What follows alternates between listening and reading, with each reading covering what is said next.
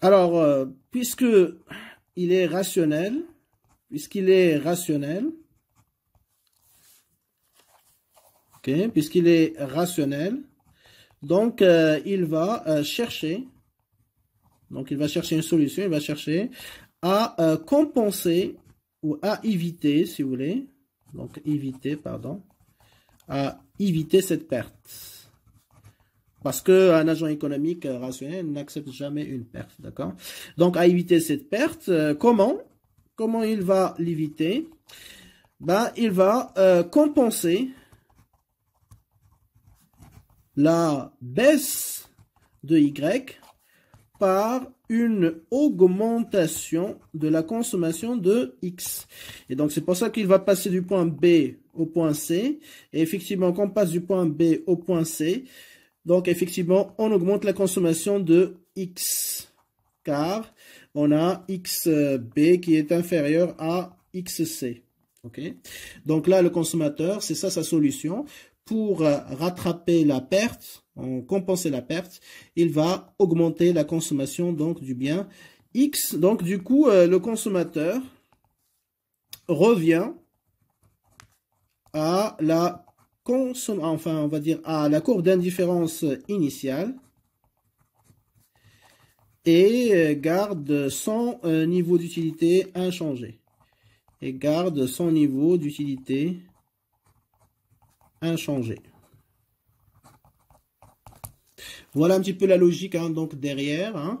Je répète, hein, donc lorsque justement donc il passe, le prix du bien Y devient plus cher, il passe du point A au point B, ok. Donc, il va passer du point A au point B. Alors, je reviens un petit peu au départ, hein, donc au début du raisonnement. Donc, il va passer du point A au point B. Ça veut dire que il va passer de YA à YB. Donc, Y baisse. Et comme X, la quantité du bien X, donc il ne va pas la changer, donc il va rester fixe, eh bien, le consommateur, il va subir une perte. Pourquoi? Parce qu'il va se retrouver au point B. Et comme on vient de le dire, le point B, il est en dessous du point A. Donc, il appartient à une courbe d'indifférence inférieure. Donc, il indique un niveau d'utilité qui est, voilà, donc la perte d'utilité. Hein, donc, on passe de U de A à U de B. Hein, je peux l'insérer ici. Avec, si vous voulez, U de B inférieur à U de A. Okay. Donc, la perte d'utilité, c'est la différence entre U de P et U de A. Imaginons que U de A est égal à 20, je passe à 10. Donc, j'ai perdu 10. Le consommateur, il a perdu 10 unités de satisfaction. Donc, c'est sa perte d'utilité. Comme il est rationnel, donc, il va chercher à éviter cette perte d'utilité. Comment? Eh bien, il va essayer. On sait très bien que pour augmenter l'utilité, il faut augmenter sa consommation. De quel bien? Ben, Y, il a baissé. Donc, je vais augmenter la consommation de X. Et en augmentant la consommation de bien X, il ne va plus rester sur le point B, qui appartient à une courbe d'indifférence inférieure. Il va passer au point C. Et au point C se trouve où? Il se trouve exactement sur la même, enfin, la courbe d'indifférence initiale. Donc, il va revenir à la courbe d'indifférence initiale. Et donc, son niveau d'utilité, finalement, il va revenir à 20. Finalement, rien n'a changé. Donc, l'utilité est restée constante. Donc, voilà, pour garder le même niveau d'utilité inchangé, si le consommateur baisse sa consommation d'un bien, il doit la compenser par l'augmentation de la consommation de l'autre bien. Et vice-versa, bien sûr. Voilà un petit peu pourquoi on a cette décroissance. Donc, il traduit une relation inverse entre la consommation des deux biens X et Y. Bien, alors maintenant, donc on va enchaîner avec la troisième propriété. Alors, qu'est-ce qu'il nous dit la troisième propriété? Donc, petit c.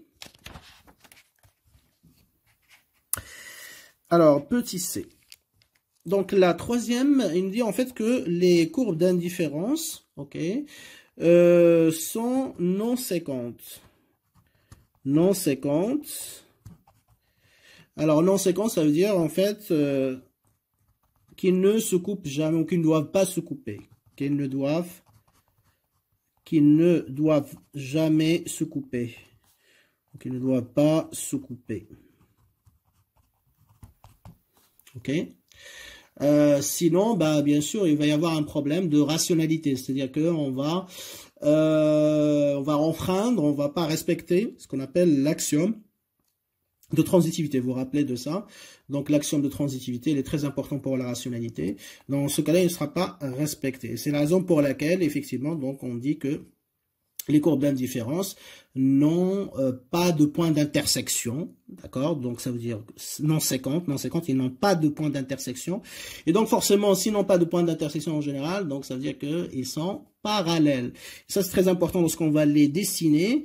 Et vous l'avez remarqué, hein, donc chaque fois je dessine 2 ou 3 courbes d'indifférence, je prends soin de les dessiner de manière parallèle. On ne peut pas les dessiner avec un point d'intersection, sinon c'est contradictoire.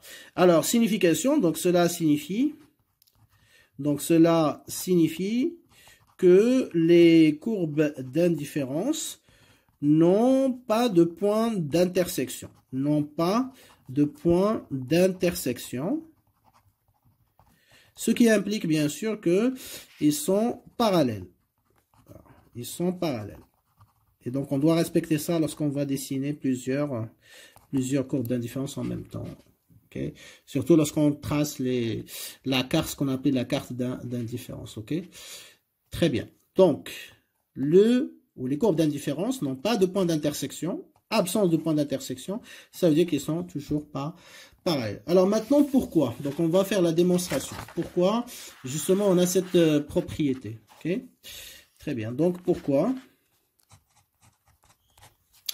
Pourquoi cette absence de point d'intersection? Alors pour faire cette démonstration, on va utiliser ce qu'on appelle la démonstration par l'absurde.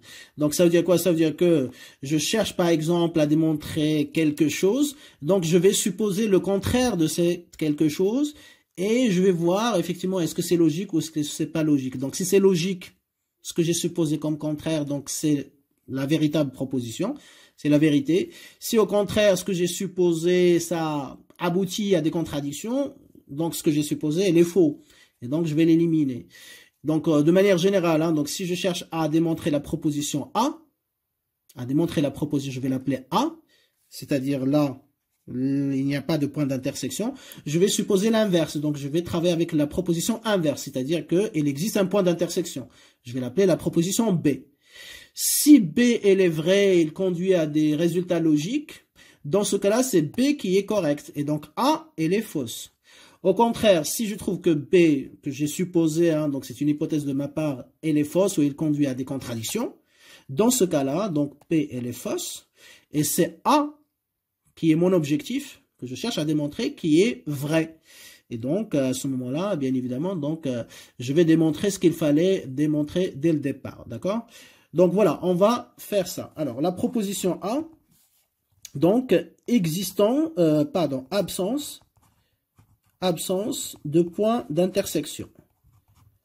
Absence de point d'intersection entre les courbes d'indifférence. C'est ça qui m'intéresse. Voilà ce que je cherche à démontrer. Ok? Absence de point d'intersection entre les courbes d'indifférence. C'est bon? B, donc je vais supposer, hein, donc c'est ce qu'on appelle l'absurde. L'absurde, c'est-à-dire l'inverse, quelque chose qui n'est pas logique. Donc je vais supposer l'inverse de A. L'inverse de A, ça veut dire qu'il y a ou il existe, hein, donc je mets existence. Deux points d'intersection. Il y a un point d'intersection entre les courbes d'indifférence. Et donc, comme j'ai dit, hein, la démarche est la suivante. Donc, je vais utiliser B et je vais regarder qu'est-ce que ça va me donner comme résultat. Si le résultat il est logique, donc B il est vrai, donc ça c'est faux.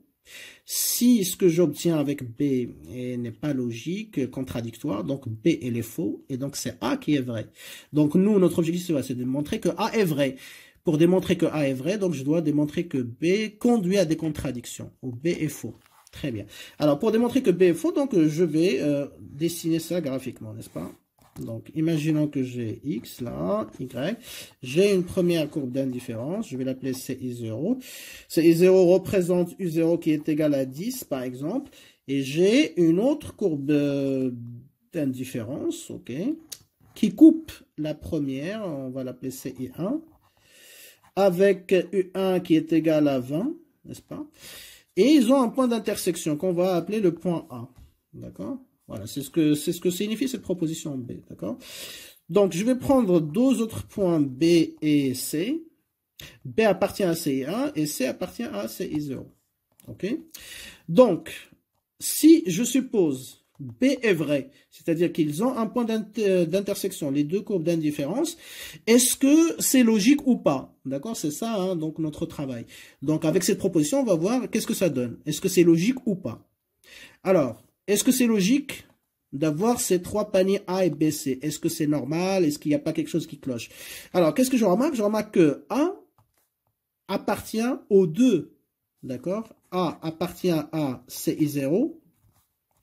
Donc, puisqu'il appartient à CI0, donc il va prendre le même niveau d'utilité que CI0, c'est-à-dire U0.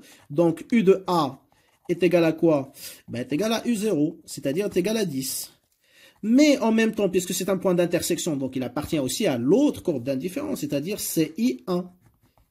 Or, CI1, il indique un niveau d'utilité qui est égal à 20. Donc, ça veut dire que U de A est égal aussi en même temps à U1 est égal à 20. Or, je ne peux pas écrire que, parce que si j'écris U de A est égal à 10, est égal à, U de A est égal à 10, est égal à 20. Donc, bien évidemment, ici, il y a une contradiction. C'est impossible. Je ne peux pas avoir le même panier qui m'indique deux niveaux d'utilité différents. Car le même panier ne peut pas procurer, ne peut pas donner, procurer deux niveaux d'utilité différents. C'est impossible. Donc, si vous avez une seule fonction d'utilité, niveau d'utilité différent. Donc, si on a la même fonction d'utilité, et je prends un panier, donc voilà, il doit me procurer un seul niveau d'utilité. Or, ici, qu'est-ce que j'ai? J'ai 10 et 20, et les deux, ils sont différents, d'accord? Donc là, il y a une contradiction. Et donc, s'il y a une contradiction, grâce à cette proposition B, donc ça veut dire que B, elle est fausse. Donc, B est fausse comme proposition. Ok. Et donc, si B est fausse comme proposition, donc ça veut dire que c'est A qui est correct. Et donc, ça veut dire qu'il n'y a pas de point d'intersection normalement. Donc, les courbes d'indifférence ne peuvent pas se couper, ne peuvent pas avoir ce point d'intersection. Donc, voilà une première façon de démontrer. Mais il y a une deuxième aussi, un complémentaire. Dans l'examen, vous pourrez utiliser soit l'une, soit l'autre. D'accord? Alors, on continue sur ça. Ok.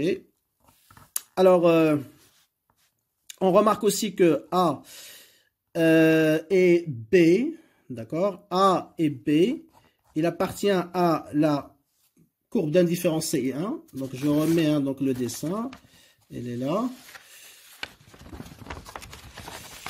Hein, donc, vous voyez avec moi que A et B, il appartient à CI1.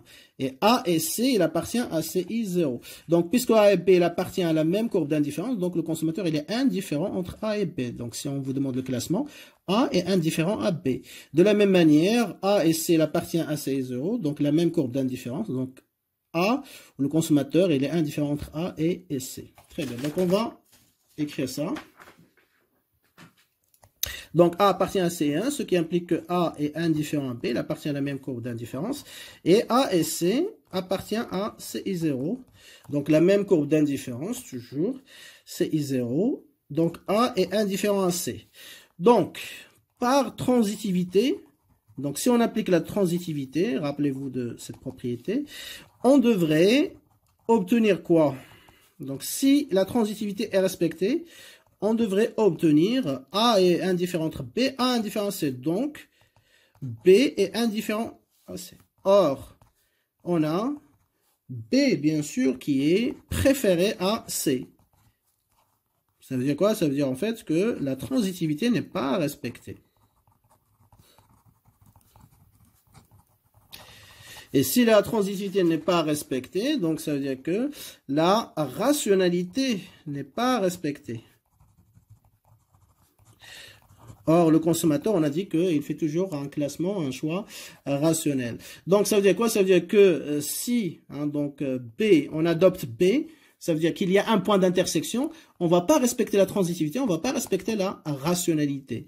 Donc, si B est adopté, est suivi, donc la transitivité non respectée. Transitivité non respectée. Et donc, cela implique bien évidemment que B, elle est fausse. Donc, A est correct. Donc là, vous voyez que j'utilise la première démarche ou la deuxième. Donc, toujours, j'aboutis à la conclusion que A qui est correct et B qui est fausse. Donc, ça veut dire quoi? Ça veut dire que les courbes d'indifférence ne peuvent pas se couper. Ne peuvent pas se couper. Voilà la conclusion. Et donc, c'est la signification justement de cette troisième propriété. Donc, toujours, il n'y a pas de point d'intersection entre les courbes d'indifférence. D'accord? Très bien. Voilà, donc dernière propriété. Donc, toujours lorsque vous tracez donc, des courbes d'indifférence, X, Y, donc voilà, toujours prenez soin de les tracer de manière parallèle, toujours. Pas de point d'intersection, bien sûr. Donc, j'espère que c'est visible. Hein, donc, voilà. Donc, toujours parallèle, pas de point d'intersection. Très bien. Alors, APC, donc D. Les courbes d'indifférence sont en règle générale, parce qu'il y a des exceptions, on va les voir plus tard, en règle générale, convexes. Sont convexes. Donc là, comme vous voyez, hein, enfin comme vous savez, donc il y a des formes concaves, il y a des formes convexes. Donc là, en général, on préfère adopter la forme convexe pour les courbes d'indifférence. Alors, qu'est-ce que ça signifie? Ça signifie tout simplement hein, donc que à mesure, hein, donc on se déplace du haut vers le bas, pour remplacer la même unité de y, rappelez-vous la relation inverse, pour remplacer la même unité du bien y, donc il faut la compenser par une augmentation de la consommation du bien x. C'est ce qu'on a appris de la relation de décroissance, hein, enfin de la forme de décroissance de la courbe d'indifférence. Donc la question qui se pose, est-ce que je vais remplacer la même unité de y toujours par la même quantité? Non. Pourquoi? Parce que dans la forme convexe, c'est-à-dire lorsque la courbe d'indifférence est convexe, eh bien, on aura besoin de plus en plus de x, c'est-à-dire augmenter notre consommation de x, chaque fois avec une quantité plus importante que la précédente, pour compenser, d'accord, la perte d'une unité de y afin que l'utilité reste inchangée. Ça veut dire que plus on va se déplacer du haut vers le bas, d'accord, plus on aura besoin de quantités croissantes de x pour remplacer chaque unité de y abandonnée pour que l'utilité reste inchangée. Donc, je vais écrire cette propriété, après on va faire la démonstration et vous allez comprendre d'où ça vient. Alors, les courbes d'indifférence sont en règle générale convexe. Cela signifie que à mesure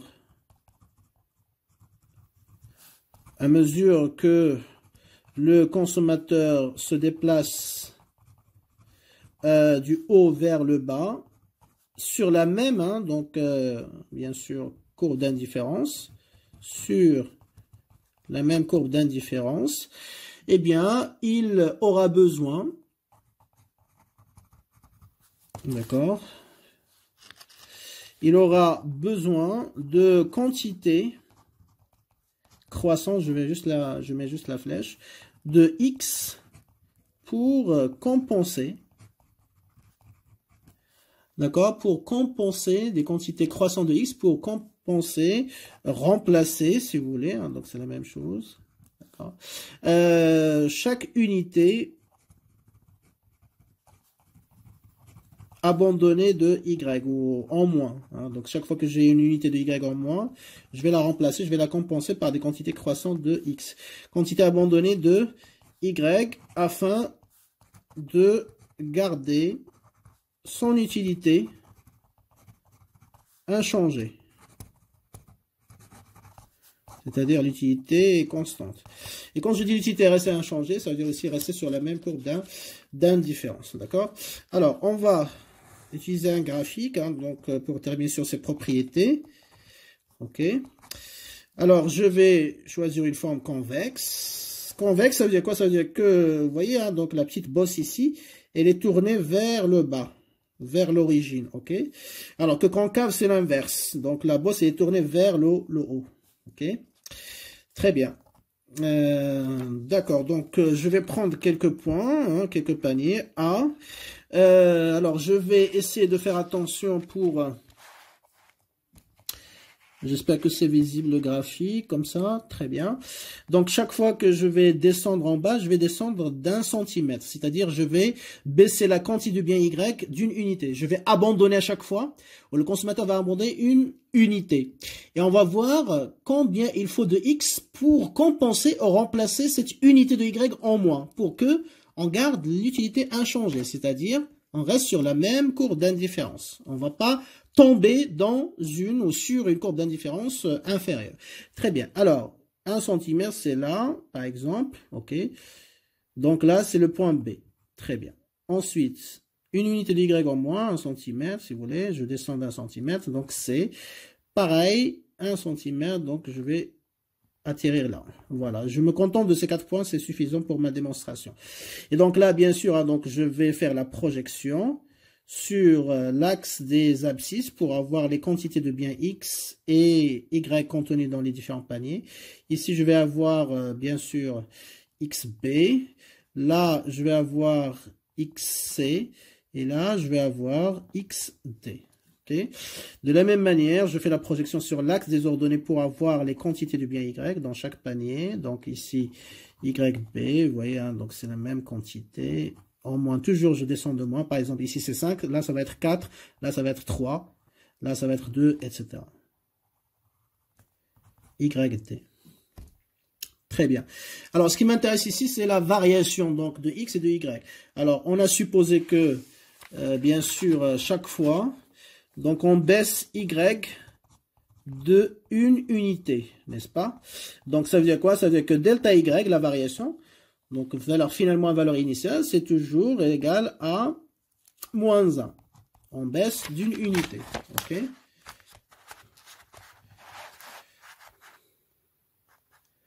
Très bien. Donc chaque fois, par exemple, au départ, j'ai 5 unités de Y, je consomme 5 unités de Y. Je baisse d'une unité, donc je vais arriver à 4. Donc 4 moins 5, ça fait moins 1. Pareil, une nouvelle fois, je baisse d'une unité, je vais avoir 3. Donc 3 moins 4, ça fait moins 1. Donc chaque fois, je baisse la consommation du bien Y d'une unité. Donc delta Y est égal à moins 1. C'est une constante. OK? Très bien. Alors, qu'est-ce qu'on remarque, hein? Donc on a, parce qu'ici, si je reviens à mon graphique, elle est là. Voilà. Donc là, vous voyez que ici, hein, delta Y est égal à quoi? Ben, est égal à YB moins YA, est égal toujours à moins 1.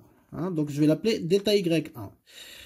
C'est la différence entre YB et YA. Quand je passe du point B au point C, la variation Y change aussi. Donc, ça va être delta Y2. Est égal à quoi? Ben, c'est YC moins YB. Toujours égal à moins 1. Ça ne change pas. Constante. Pareil, quand je passe du point C au point D, Y passe de YC à YD, donc YD c'est final, C c'est initial, donc YD moins YC c'est moins 1. Et donc on va l'appeler delta Y3, la troisième variation du bien Y. Donc qu'est-ce qu'on remarque? Delta Y1 est égal à delta Y2 est égal à delta Y3. On va le noter ici. Donc delta Y1 est égal à delta Y2, cela implique, est égal à delta Y3 est égal à une constante, n'est-ce pas? Très bien. Maintenant, on va voir la variation de X. Pour compenser une unité de Y en moins, voilà, combien il faut augmenter X. Donc, on a besoin de déterminer la variation de X. Alors, quand je passe du point A au point B, X passe de XA à XB. Il augmente, bien évidemment. Donc, je vais le mettre ici. Delta X1 est égal à quoi? XB moins XA. C'est cette partie-là. Hein, donc, vous voyez, hein, donc c'est ce segment-là, petit segment. Ici, le deuxième segment, c'est delta X2 est égal à quoi? Donc, delta X2 est égal à final, hein, donc c'est XC. Je passe du point initial B au point final C. Et donc, ça me donne XC moins XB. Delta X3, elle est là. Troisième variation. Donc, delta X3 est égal à XD final moins XC initial. Okay. Alors maintenant, on me demande de comparer les variations delta x. Donc delta x1, delta x2, delta x3. Qu'est-ce que je remarque? Donc là, vous voyez un petit segment ici. Là, il grandit un peu. Et là, il grandit de façon plus importante. Donc ça veut dire quoi? Quand je me déplace du haut vers le bas, le consommateur se déplace du point A jusqu'au point D. Qu'est-ce qui se passe? Eh bien, chaque fois, delta x, elle est plus importante que la fois précédente. Ça veut dire que ce sont des quantités croissantes de x. Donc, delta x, elle est de plus en plus élevée. Donc, pour compenser la même unité de y, toujours abandonnée, toujours en moins, eh bien, on doit la compenser, la remplacer par des quantités de plus en plus élevées de x. C'est pour ça que delta x, elle est de plus en plus importante. Et donc, effectivement, là, on peut marquer, donc, delta x1, elle est inférieure à delta x2, inférieure à delta x3. Ce qui implique que delta x, elle est croissante. Donc, quand on a des courbes d'indifférence convexes, qu'est-ce que ça veut dire? Donc, lorsque delta y est fixe, comme on a ici, ok, est égal à moins 1, donc constante, eh bien, on a besoin de delta x croissante pour que l'utilité reste fixe. Donc, pour compenser la même unité, hein, donc de y ici, eh bien, on a besoin de quantités de plus en plus croissantes, donc de x, et afin que l'utilité reste inchangée, c'est-à-dire rester sur la même courbe d'indifférent. Donc, ça veut dire quoi? Exemple, imaginons que delta y, chaque fois, donc, je perds une unité de y, eh bien, la première fois, donc, delta y1, j'ai besoin d'augmenter x, par exemple, de 2 unités, n'est-ce pas? Très bien. Deuxième fois, donc, je perds, j'abandonne une unité de y, moins 1. Eh bien, de combien je dois augmenter x? Ben, cette fois-ci, ça va être plus important que la première fois. Par exemple, plus 4. Delta y3, toujours, j'abandonne une unité. Ben, pour garder la même satisfaction, je dois augmenter x. De combien? Ben, par exemple, de 6. Quatrième fois, je continue. Moins 1, toujours, j'abandonne une unité. Ben, cette fois-ci, hein, donc, je vais augmenter x de 10 unités, toujours. Donc là, vous remarquez que chaque fois que j'abandonne une unité de y, je dois augmenter x chaque fois de façon plus importante que la fois précédente. Donc, qu'est-ce qu'on remarque? Eh bien, delta y, elle est constante, n'est-ce pas? Mais delta x, elle est comment? Elle est croissante. Vous voyez? Donc, 2 est inférieur à 4, inférieur à 6, inférieur à 10. Donc, quel objectif tout ça? Bien sûr, pour que l'utilité reste constante. Voilà un petit peu la signification de la convexité. Donc, plus un bien, bien évidemment, donc on en perd des unités, notamment le bien y, on doit le remplacer par des quantités croissantes de x. Alors, justement, pourquoi, par exemple, je ne vais pas chaque fois augmenter x de 2 seulement? Là, je vais avoir 2, là, 2, 2 à chaque fois. Eh bien, tout simplement parce que si on se déplace du point A au point D, alors on va expliquer, c'est-à-dire du haut vers le bas, qu'est-ce qui se passe? On baisse la quantité de y, n'est-ce pas? On baisse la quantité de y. Si on baisse la quantité de y, donc y, il devient rare. Et s'il devient rare, donc sa valeur de y, il va augmenter. Et donc, pour remplacer, hein, donc toujours la même unité d'un bien dont le prix devient plus cher, eh bien, donc, voilà, il faut plus de x, tout simplement. OK? Donc, la valeur de y va augmenter. Donc, il faut des quantités croissantes de x pour le remplacer. Voilà. Donc, si, par exemple, c'était l'inverse, c'est-à-dire que x devient, par exemple, ou y, pardon, devient moins cher, dans ce cas-là, pour le remplacer, on n'a pas besoin de quantité très élevée de x. Mais puisque y devient plus cher parce qu'il devient rare, rappelez-vous, hein, donc là, chaque fois je baisse y d'une unité, forcément, hein, donc là, par exemple, j'ai 5 unités, là, je vais avoir 4, là, 3, 2, il devient rare.